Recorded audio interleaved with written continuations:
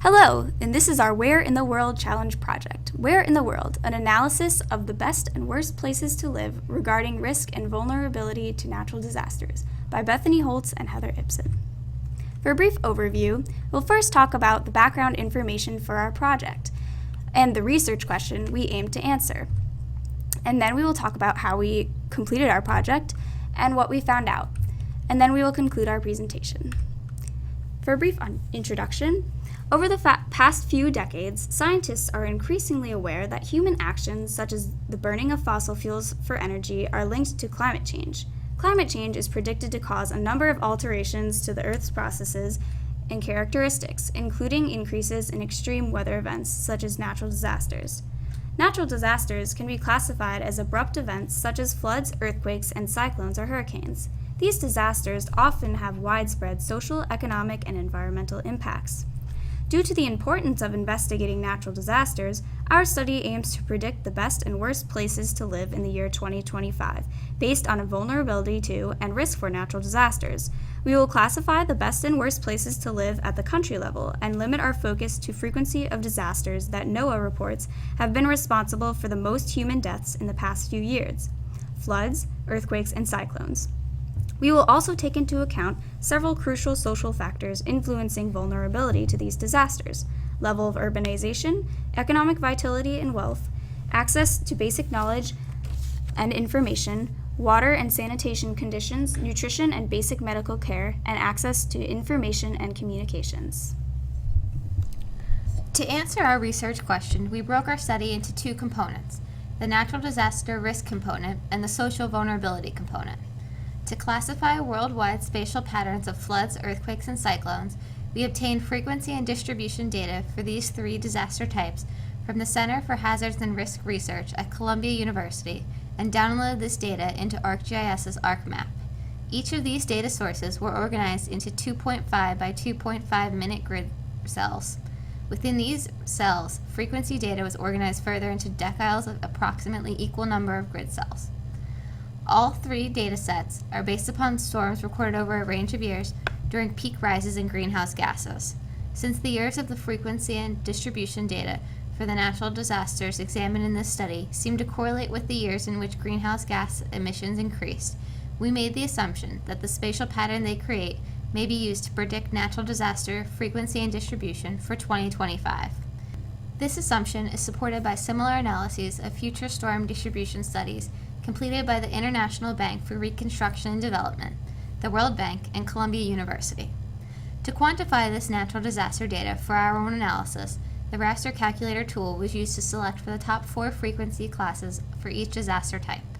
Once the data was selected, zonal statistical analysis was used to summarize and quantify the number of pixels in each cell that occurred in the top 4 frequency classes and how many did not. We also sorted data into individual countries using country FIPS codes. To determine a country's overall risk for natural disasters, data for each disaster type was reclassified to indicate areas affected by the disasters and areas not hit or containing no data. Using raster calculator, we then compiled the data to indicate the countries hit with 1, 2, or all 3 disaster types. We also summarized the reclassified data using zonal statistics in order to quantify the number of pixels affected by all 3 disasters in each country. The number of pixels containing natural disasters was calculated as a percentage of the total number of pixels in each country. To create our socioeconomic vulnerability to natural disasters index, we obtained data from the Social Progress Imperative and the UN. For each of these factors, we split countries into 10 equal classes and assigned them a corresponding number, with 10 indicating high vulnerability and 1 indicating low vulnerability. We averaged these scores together to create a single composite score for each country. In combining the scores, we removed countries that were missing data for 1 or more categories. We were able to include 129 countries in our final analysis.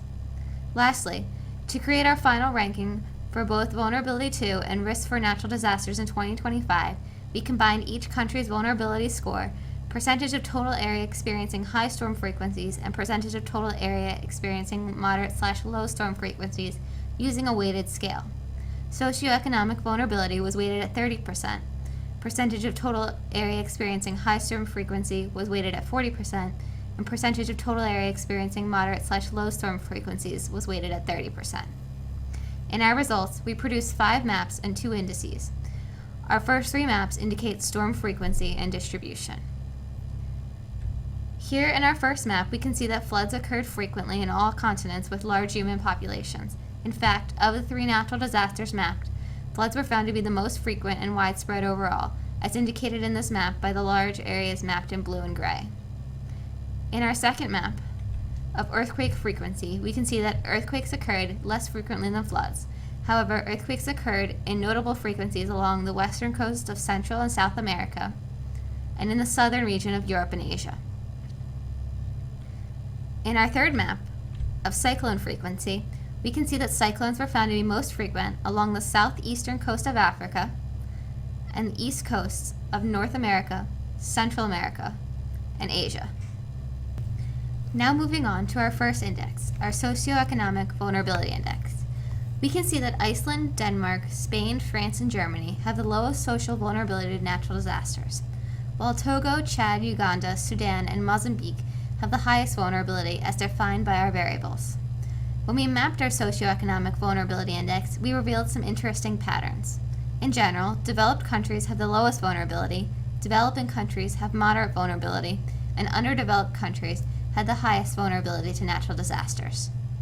The results of our complete index, our overall natural disaster and vulnerability index, revealed that the top 5 places to live in 2025 based on vulnerability to and risk for natural disasters are Denmark, Finland, Iceland, Latvia, and Sweden, while the top 5 worst places to live in 2025 are Costa Rica, the Dominican Republic, the Philippines, Jamaica, and Bangladesh. The map of this index suggests that countries with high frequency of natural disasters and high vulnerability to disasters rank worst on our scale of places to live in 2025, while countries with low frequencies and low vulnerability ranked best on our scale. Countries that had high frequencies of natural disasters and low vulnerability to natural disasters, such as the United States, ranked in the middle of our scale. In conclusion, this study suggests that the combination of a high risk for deadly natural disasters and a high socioeconomic vulnerability may make Costa Rica, the Dominican Republic, the Philippines, Jamaica, and Bangladesh potentially dangerous places to live in the future, in addition to the other countries ranked near the bottom of our index. Climate change will therefore be felt more strongly in these areas if it continues to degrade the environment as it is currently. The top 5 countries according to our rankings, Denmark, Finland, Iceland, Latvia, and Sweden, may serve as examples that could be studied by those countries that ranked lower on our index in order to determine what they might do to create a less vulnerable society. In particular, countries with low overall socioeconomic vulnerability, according to our index, such as the U.S., may be helpful models for others. Action to mitigate climate change must be taken to reduce the risk of living in all areas across the world. As countries like those ranked lowest on our index begin to develop, they must take care to create a resilient economy in a way that is less harmful to the environment. This way, they can reduce their socioeconomic vulnerability to climate change and its adverse effects, while also helping mitigate them by showing developed countries that economic development can, in fact, be tied to environmentally friendly processes. A few things that should be noted about our study.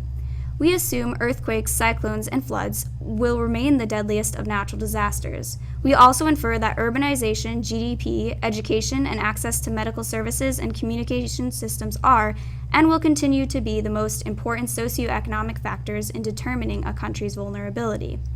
If this is not the case in the years leading up to 2025, a new index will need to be created and results may vary significantly. Due to the limited time frame we had to conduct our research, our index also did not account for geologic location, which can play a large role in a nation's vulnerability to disasters. Our study was also completed at the global scale, though natural disasters and climate change may affect local regions or cities within various countries differently.